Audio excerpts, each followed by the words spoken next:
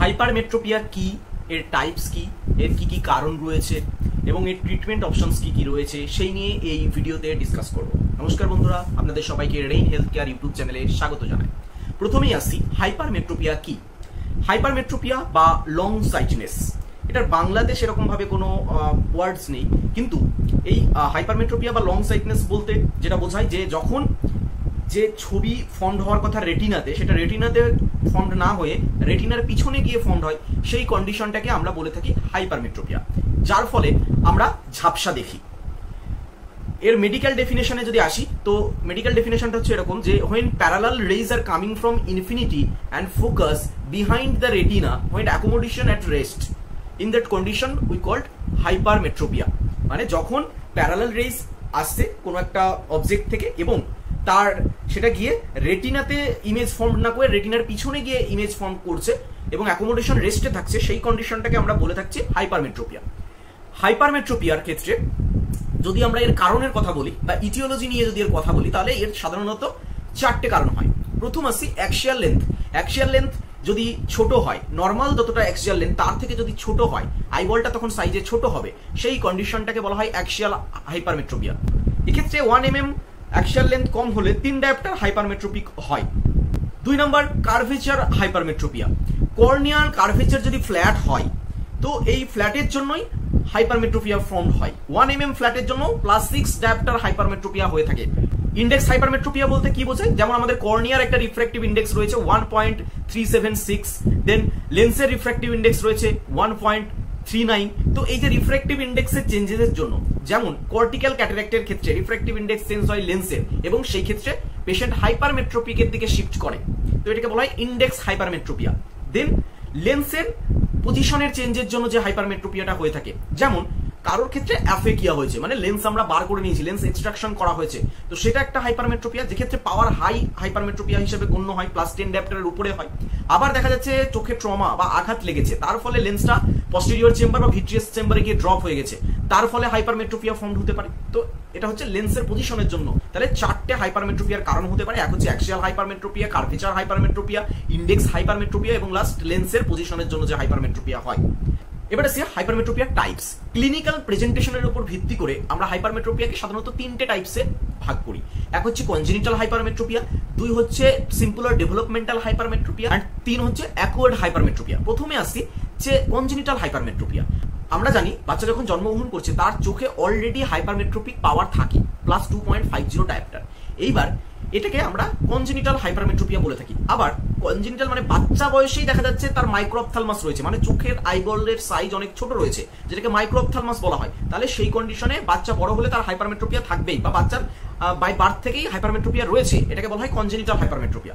2 number simple or developmental hypermetropia. এই যে বাচ্চাদের আইবল আমি প্রথমেই বললাম যে যখন জন্মগ্রহণ করছে তখন অলরেডি +2.50 ডায়োপ্টার পাওয়ার থাকছে। এবার বাচ্চা বড় হওয়ার সাথে সাথে অপুষ্টিজনিত কারণে বা কিছু এনভায়রনমেন্টাল কারণে বা জিনগত কারণে দেখা যাচ্ছে তার আইবল গ্রো হলো না, নর্মাল সাইজে আসলো না, ছোটই থেকে গেল, তাহলে তার চোখে একটা পাওয়ার অলরেডি থেকেই যাচ্ছে, সে অলরেডি হাইপারমেট্রোপিক রয়েই যাচ্ছে, এটাকে বলা হয় সিম্পল অর ডেভেলপমেন্টাল হাইপারমেট্রোপিয়া।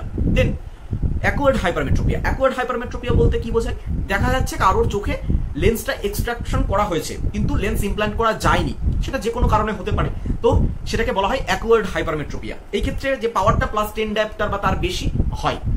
এইবার হাইপারমেট্রোপিয়ার ব্যাপারে যখন জানবো, তো সেখানে আমি কিছু কম্পোনেন্টস নিয়ে কথা বলবো। প্রথমে আসি অ্যাকোমোডেশন। অ্যাকোমোডেশন কি, আমাদের যে সিলিয়ারি বডি বা সিলিয়ার মাসেলস রয়েছে, সেটা আমাদের লেন্সকে কনভার্জ করে ডাইভার্জ করে লেন্সের যে কার্ভেচার সেটা চেঞ্জ করিয়ে আমাদের ফোকাস করায়, যেমন ক্যামেরাতে ফোকাস হয় সেরকম করে যে কোনো বস্তুর দিকে ফোকাস করায়। তো এই যে এই condition, ciliary body, ciliary muscle, zonules এবং লেন্স, এই কন্ডিশনটা যে কনভার্জ করে দেখা বা ডাইভার্জ করে ডিস্টেন্সে দেখা, এই যে অ্যাকোমোডেশন, এই কন্ডিশনটাকে আমরা বলে থাকি অ্যাকোমোডেশন। তো এই অ্যাকোমোডেশন জনিত কারণে হাইপারমেট্রোপিয়াতে কিছু কম্পোনেন্টস আসে, যেমন হচ্ছে টোটাল হাইপারমেট্রোপিয়া। এই টোটাল হাইপারমেট্রোপিয়ার 2টো পার্ট রয়েছে। এক হচ্ছে ল্যাটেন্ট হাইপারমেট্রোপিয়া, ল্যাটেন্টের নামের মধ্যেই আছে, যেটা হচ্ছে লুকিয়ে থাকে যে হাইপারমেট্রোপিয়া। এই ল্যাটেন্ট হাইপারমেট্রোপিয়া সাধারণত 1 ডায়োপ্টার বা তার কম হয়, এবং ল্যাটেন্ট হাইপারমেট্রোপিয়ার সাথে থাকছে ম্যানিফেস্ট হাইপারমেট্রোপিয়া। ম্যানিফেস্ট হাইপারমেট্রোপিয়া সেটা হচ্ছে সুস্পষ্ট হাইপারমেট্রোপিয়া। এই ম্যানিফেস্ট হাইপারমেট্রোপিয়ার 2টো ভাগ রয়েছে, এক হচ্ছে ফ্যাকাল্টেটিভ, যেটা হচ্ছে স্বেচ্ছায়, আর একটা হচ্ছে অ্যাবসলিউট মানে নিশ্চিত হাইপারমেট্রোপিয়া। ফ্যাকাল্টেটিভের ক্ষেত্রে কি হচ্ছে, অ্যাকোমোডেশন করে পেশেন্ট দেখে নিচ্ছে, কিন্তু অ্যাবসলিউটের ক্ষেত্রে আর অ্যাকোমোডেশন করতে পারছে না, তার অ্যাকোমোডেশন অলরেডি লস হয়ে গেছে, সেক্ষেত্রে আমরা পাওয়ার দিয়ে পেশেন্টকে দেখাচ্ছি, তো সেটাকে বলা হয় অ্যাবসলিউট হাইপারমেট্রোপিয়া। তাহলে এখানে আমরা জানলাম যে টোটাল হাইপারমেট্রোপিয়ার দুটো ভাগ, একটা হচ্ছে ল্যাটেন্ট আর একটা হচ্ছে ম্যানিফেস্ট। এই ম্যানিফেস্টের দুটো ভাগ, একটা হচ্ছে ফ্যাকাল্টেটিভ এবং অ্যাবসলিউট। এই কম্পোনেন্টস গুলো জানা হয়ে গেল। এইবার আসি হাইপারমেট্রোপিয়ার সিমটমস বা উপসর্গগুলো কি রয়েছে বা লক্ষণগুলো কি রয়েছে, কি দেখে বুঝবো যে পেশেন্টের হাইপারমেট্রোপিয়া রয়েছে। তো পেশেন্ট ঝাপসা দেখে, দূরে ঝাপসা দেখতে পারে, আর বেশিরভাগ ক্ষেত্রে কাছে ঝাপসা দেখে। নিয়ারের অবজেক্ট দেখতে অসুবিধা হয়, কাছের জিনিস দেখতে দেখতে ঝাপসা হয়ে যায়, বা দূরের কোনো একটা অবজেক্ট দেখছে, দেখতে দেখতে ঝাপসা হয়ে যাচ্ছে, তো ঝাপসা দৃষ্টি। 2 নাম্বার চোখ টনটনে ভাব, আই স্ট্রেন। দেন মাথা ব্যথা বা মাথার যন্ত্রণা। 4 নাম্বার ট্যারা চোখ, মানে স্কুইন্ট রয়েছে, কনভার্জেন্ট স্কুইন্ট, চোখ ভিতরের দিকে রয়েছে, এই যে ছবিতে দেখতে পাচ্ছ স্কুইন্ট থাকে। আবার 5 নাম্বার যেটা থাকে যে কাছের কাজ অনেকক্ষণ ধরে যখন করছে, তো সেটাতে ডিফিকাল্টি হচ্ছে, মানে অসুবিধা হচ্ছে। তো এইগুলো হচ্ছে হাইপারমেট্রোপিয়ার উপসর্গ। Complication of hypermetropia. Complication of hypermetropia বলতে যদি আমরা হাইপারমেট্রোপিয়া ট্রিটমেন্ট না করাই, তাহলে সেক্ষেত্রে কি কি কমপ্লিকেশন দেখা দিতে পারে। তো মাথার যন্ত্রণা বাড়তে থাকে, আবার এই যে ট্যারা চোখ, সেটা পেশেন্টের ট্যারা চোখটা স্থায়ীভাবে হয়ে গেল। তো এই দুটো হচ্ছে কমপ্লিকেশন। এইবার ডায়াগনোসিস, কিভাবে ডায়াগনোসিস করবো যে হাইপারমেট্রোপিয়া আছে। তো প্রথমেই অপটোমেট্রিস্টদের হাতে যে ইনস্ট্রুমেন্টটা থাকে, যেটা আমাদের সব থেকে কাছের ইনস্ট্রুমেন্ট বলা যেতে পারে, সেটা হচ্ছে রেটিনোস্কোপ, অটো রিফ্র্যাক্টোমিটার। স্ক্যান করে দেখতে হবে অ্যাক্সিয়াল লেন্থটা কি রয়েছে।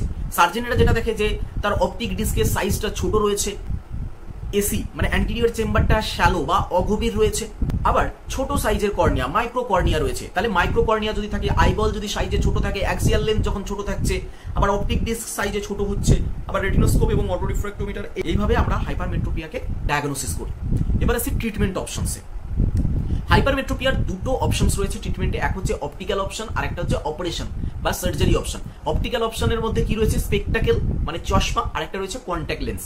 তবে আমি একটা জিনিস রেকমেন্ড করবো, কন্ট্যাক্ট লেন্স তখনই ব্যবহার করবেন যখন আপনার পাওয়ারটা স্টেবলের দিকে আসবে, বা আপনার যে অ্যাপিয়ারেন্স, ফিজিক্যাল অ্যাপিয়ারেন্সটা দেখানোর জন্য, যেমন আপনার স্পোর্টস হোক বা আপনি অ্যাক্টিং লাইনে বা আপনাকে অনেক সুন্দর দেখার জন্য, তখন আপনি কন্ট্যাক্ট লেন্স ব্যবহার করুন, না হলে স্পেকটাকেল আপনার জন্য ভালো অপশন। দেন সার্জারি মানে অপারেশন অপশনে কি কি রয়েছে, যেমন হচ্ছে হাইপারোপিক লেজার, লেসিক লেজার। দেন আরএলই রিফ্রেক্টিভ লেন্স এক্সচেঞ্জ করতে পারেন, পিআরকে করাতে পারেন। আবার যদি 4 ডায়োপ্টার অবধি হাইপারমেট্রোপিক হয়, তো সেই ক্ষেত্রে আপনি ফেকিক রিফ্রেক্টিভ লেন্স ইমপ্ল্যান্ট করতে পারেন। এই হলো হাইপারমেট্রোপিয়ার ট্রিটমেন্ট অপশনস। এবার গ্রেডিংস অফ হাইপারমেট্রোপিয়া। হাইপারমেট্রোপিয়াকে 3টে গ্রেডিং এ ভাগ করা হয়। এক হচ্ছে লো গ্রেডিং, যখন দেখা যাচ্ছে পাওয়ার 2 ডায়োপ্টার অবধি থাকছে। আবার মিডিয়াম গ্রেড বা মাঝারি, যেটা হচ্ছে 2 ডায়োপ্টার থেকে 5 ডায়োপ্টার পর্যন্ত। এবং লাস্ট হাই হাইপারমেট্রোপিক বলতে 5 ডায়োপ্টারের উপরে যে কন্ডিশন, সেটাকে বলা হয় হাই হাইপারমেট্রোপিক। তো এই ভিডিওতে আমরা জানলাম হাইপারমেট্রোপিয়া কি, তার টাইপস কি, তার কারণ কি, তার কি কি সিমটমস রয়েছে, তার ডায়াগনোসিস অপশনস কি কি রয়েছে, তার ট্রিটমেন্ট অপশনস কি কি রয়েছে, এবং গ্রেডিংস অফ হাইপারমেট্রোপিয়া। তো ভিডিওটা ভালো লেগে থাকলে লাইক করো এবং চ্যানেলটাকে সাবস্ক্রাইব করো। Thank you.